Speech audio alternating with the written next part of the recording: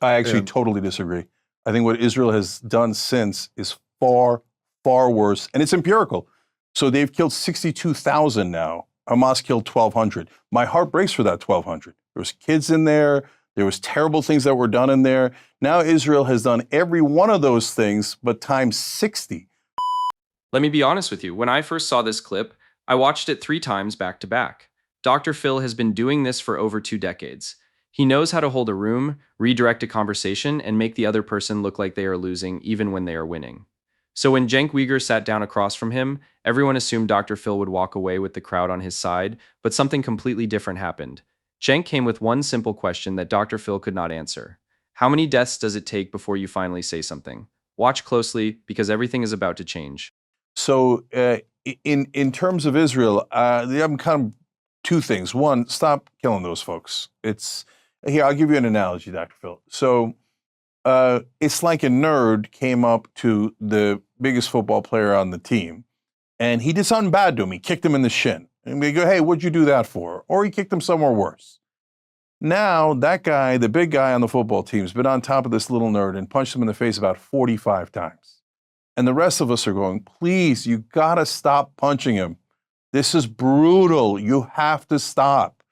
And it doesn't help Israel. It doesn't help the Palestinians. It doesn't help America. And then the last thing is, I'm a populist. So sorry, but we've given $300 billion to Israel. Enough. It's too much. And by the way, they're a grown-up country now. They're strong. They got the strongest military in the Middle East. They have paid family leave. They have universal health care. We don't have either one of those things. They have one of the strongest economies there. You got this. You could do it on your own. well, in your analogy, who was the kicking in the shins? So the nerd, the little guy, comes in and kicks the big guy in the shin. Okay? Yeah. And so he's got a right to hit him back. So, But at the in your same analogy, time, who was the shin kicker? the Palestinians. Yeah. And was that October 7th? Yeah. Wow. That pretty much trivializes what happened on October 7th, doesn't it? No, because it's an analogy.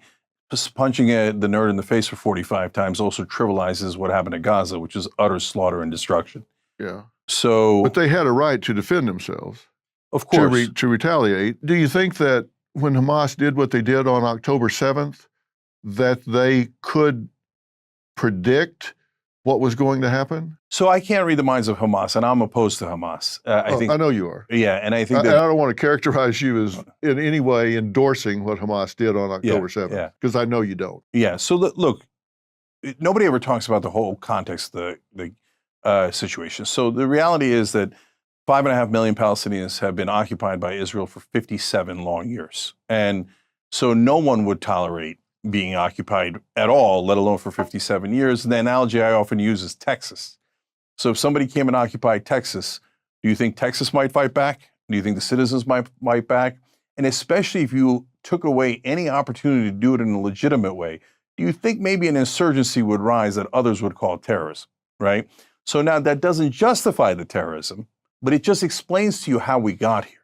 So 57 years, so then Hamas does something terrible in return, okay? And then Israel goes, oh, you want to see terrible? We'll show you terrible, and levels the whole place. So, but what Israel doesn't understand is that they are Goliath. For all of Jewish history, they have been David, and they have been abused, and they have been traumatized, and I don't know people that have suffered more, right? But they're misunderstanding the current situation. They're no longer David. They're Goliath, plus they've got even bigger Goliath behind them. And they're beating up on these folks when they got to let them go. Okay, but you just said a really important word. You just said but. Mm-hmm. You just said for all of this time, they have been David. But that means forget everything I just said. I'm going to now tell you what I really mean. No, it doesn't. Now they're Goliath. No, it just means the situation has changed. It has changed. I'm saying you can't forget all of that time. And I don't want to get into a yeah, but. The situation is complex, and the Palestinians have been offered peace accords and all different kinds of opportunities to change this occupation circumstance time and time and time again. We can go back and forth about that. My point is that there is no moral equivalent to what happened on October 7th. I actually totally disagree. I think what Israel has done since is far, far worse, and it's empirical. So they've killed 62,000 now. Hamas killed 1,200. My heart breaks for that 1,200. There was kids in there. There was terrible things that were done in there. Now Israel has done every one of those things, but times 60. Stop right here. He is not yelling. He is not being dramatic. He is just doing basic math out loud and letting the numbers speak for themselves. 1,200 on one side, 62,000 on the other. That is not spin. That is a ratio any fifth grader can understand. Dr. Phil built his entire career on helping people see situations clearly and remove emotional fog. But right now, Cenk is the one doing that, and watch what happens next. Dr. Phil pivots immediately, because when the numbers are that lopsided, no amount of context makes the scorecard disappear. So don't tell me that Israel is more moral. I would argue they are more immoral. And especially when you're Goliath, you have a responsibility to tread a little bit more carefully. And Israel has done the exact opposite. And remember, they're the ones who started it by occupying them in the first place. There's not a single Texan that would ever tolerate what Israel has done to the Palestinians. Well, we could go over the number of times that Israel has been attacked. And when you say that they have done the same or worse, I don't know of an aggressor that has gone to the lengths that Israel has gone to, dropping leaflets, warning people, get out of this area, get out of this area, get out of this area, because we're coming after the aggressors. To me, they have gone to extreme lengths to try and protect civilian life. But if you have people that come across and assassinate women, children, and infants in their cribs, and then run back and hide in populous areas, schools, hospitals, and tunnels, and say, well, I'm now in a neighborhood, so you can't come after me, that's violating the rules of war. That's violating every possible measure of warfare that you can possibly do. You can't do that and expect, okay, so I get away with it. That's not going to happen. Okay, so you're turning me back into the warrior, Cenk. Okay, but let me try to handle it a different way. Can I get you to see it from the other perspective? This is the moment everything shifts. Cenk stops arguing his own side and does something almost nobody does in these conversations. He simply asks Dr. Phil to imagine being on the other side for just 60 seconds. If someone occupied your home, controlled your movement, humiliated you daily, and shut down every legal avenue you tried, what would you do differently? The room goes quiet, because that is not a political question. That is a deeply human question, and every single person watching already knows the answer in their gut, including Dr. Phil. Okay, so I hear what you're saying about the Israeli perspective. Well, hey, these guys hit me. What do you want me to do? And I have a literal answer to that. I was asked, on October 8th or whenever I went on the first show afterwards, I said, yeah, you should use special forces like we did to get bin Laden. Is it riskier? Of course it is. But as Goliath, you have a responsibility, but you're still going after them. So there are real ways you could do military, you could do economic, you could do diplomatic. Israel has infinite power over the Palestinians. They control their lives completely and utterly. They could kill them at any moment, and they do. And the things that you described, they don't do that anymore at all. They're using an AI program called Where's Daddy? They have no idea if it's the right guy, but they wait till he gets home so that they kill his family with him. It's disgusting and deeply immoral. I think they're a terrorist state, and I think they do terrorism far worse than anything I've seen from the Palestinians. Now, having said all that, okay, so I'm a bad guy. If you're from Israel's perspective, you go, I don't like that. He's saying mean things about us, and we got every right to occupy these people and keep them as our slaves for 57 long, brutal years, and I'll do it for 500 more years because I'm superior to them. That's how I view Israel. And so I'm not a friend. I'm not like in the sense of what they're doing today.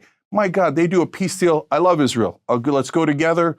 And I want it to be beautiful, safe haven for Jews. They deserve it, etc. But can I get you to see the Palestinian perspective? How long do you want me to be occupied? How long do you want me to live under the thumb of a different people? How long would you accept that? What would you do that was different? And they've tried everything. They've gone to the UN, just like Israel did, rebuffed. They've tried diplomacy, rebuffed. They try everything, rebuffed, because Israel has infinite power because it controls America. I can look at it from Palestinians' point of view, and I hate the loss of life in Palestine. I absolutely hate the loss of life in Palestine. I think when Hamas made the attack they did on October 7th, they put a sequence of events into play that they knew was going to happen. They don't value life, they value death. And I think they put all of those people in harm's way. They knew what they were doing when they did it. They're responsible for what's happening in Gaza Strip when they did what they did. They knew what was going to happen when they did it. So it's happening. And now this peace accord, will it hold? Netanyahu is, I suppose, skeptical of it when you're dealing with people in power whose prime directive is you be dead. It's hard to negotiate with people who are oriented to wipe you off the face of the earth. From the river to the sea, you can spin that any way you want, but that is what it is. It's so hard not to get frustrated. I'm trying to make peace here, but Dr. Phil, look, last things on this. Number one, Netanyahu has said from the river to the sea. So don't tell me that you don't like from the river to the sea when your prime minister says it. Number two, he's actually doing river to the sea, and they're going to take Gaza, and they're going to try to take the West Bank. Number three, they've now killed 60 times the number of civilians. So how could killing 60 times the number of civilians be more morally correct than killing one time? It just doesn't make any sense. But America's only looking at it from the Israeli perspective. Oh my God, what would you do if you were attacked? Okay, but I'm asking you, what would you do if another race, country, religion, government was oppressing you for 57 years? They have to go to checkpoints. They get humiliated at every checkpoint. They have no rights at all. The settlers have killed 1,000 people in the West Bank. Nothing to do with the Gaza Strip, nothing to do with Hamas. Hamas is not in charge of the West Bank. They kill, oppress, humiliate, and then they go, I can't believe you're mad about it. Oh my God, I can't give you freedom because you don't like Israel. How were they supposed to like Israel? At what point would they have liked Israel? When they drove them from their homes in 1948? When they drove them off their land in the West Bank, the Gaza Strip? At what point, I mean, what kind of perverse logic is, I'm going to brutalize you for 60 years, but you have to love me. If you don't love me, then I'm not going to do peace with you. No, that's just saying I don't want to do peace with you. I don't want it. I want more land. And look at this. What a wonderful coincidence. Now, Trump is talking about giving them more land. And that is exactly why this clip has been spreading everywhere. This is not just two TV personalities disagreeing on a podcast. Most of us have been quietly asking questions that nobody on mainstream TV seems willing to answer honestly. Cenk walked into Dr. Phil's show, sat in his chair, spoke to his audience, and refused to pretend the numbers do not mean what they mean. He was calm, respectful, and prepared for every single counterpoint. Dr. Phil is a legend, I mean that genuinely. But today he met someone who was not there to be managed. Drop your thoughts in the comments below. If this breakdown added something for you, hit that like button, subscribe, and turn on notifications because we are just getting started.